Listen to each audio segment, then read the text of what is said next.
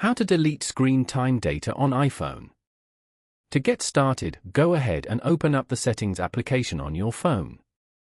Once you're here, scroll down and tap on Screen Time. Here, you can get insights about your screen time and set limits as needed. Adults can also set parental controls for a child's device. You can also get insights about your personal screen time and set limits as needed. On this page, scroll down to the end and tap on Turn off app and website activity. Turning off app and website activity disables real-time reporting, downtime, app limits, and always allowed. Tap on Turn off app and website activity again to confirm.